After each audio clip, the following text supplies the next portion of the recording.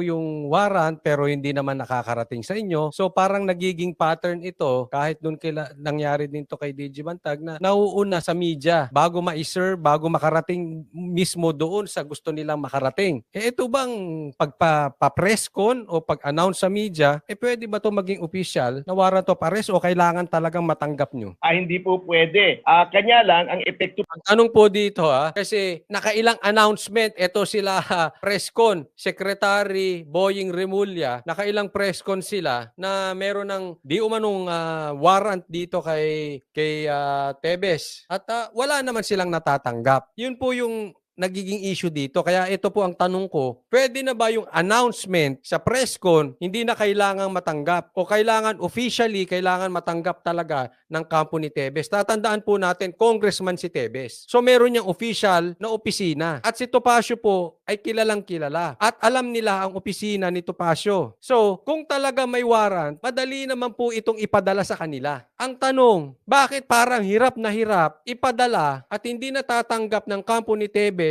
etong mga tong warrant di umano, pero alam na ng lahat ng madlang people bakit kinuda sa press con? O eto sagot ni Topacio. Po sa isang inaakusahan ng krimen itong yung trial by press con o trial by publicity ni Secretary. Sino ba yung trial by press con na binabanggit niya? Bagamat di niya dinerecho, obviously, para sa akin, si Boying yan, trial by press con. Secretary Remulla na mayat-maya, umpisa pa po na naapektuhan po, nape-prejudice ang publiko, nape-prejudice ang Department of Justice, yung mga professional doon, ay siyempre nakakahon na yung kanilang maaaring maging desisyon doon sa preliminary investigation. Kaya nga po ito ay violation ng due process, nawawala po yung impartiality.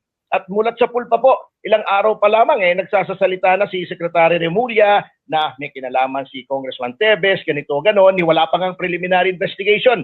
May probable cause na mastermind na sa ingay po nila. At kaya po yan ang masama sa ganyang style ng investigasyon ng government service, puro publicity. Kaya lang sabi po nga nila, may kasabihan, di ba? Ang pinaka maingay daw pong lata ay yung walang laman.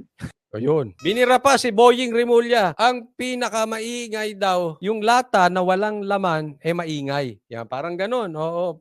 So sa madaling salita, parang sinasabi ni Atty. Topacio, walang laman ng utak nito si Boying. At saka, eto po, sa madaling salita, wala pa pong warrant. Ang tagal na po pala nito. Ito po ay style na style nila. Actually, this is not the first time. Ginawa na rin nila to kay Bantag. Pinasusuko. All along, akala natin may warrant na. Wala pa pala. Again, hindi pa official yan. Hindi po official. Uulitin ko po para doon sa mga abogadong hindi nakakaalam. Baka mamaya, i-discuss to nung 3-0 na abogado. Hindi niya alam. Hindi po official pag yung warrant ay hindi nakakarating sa kampo.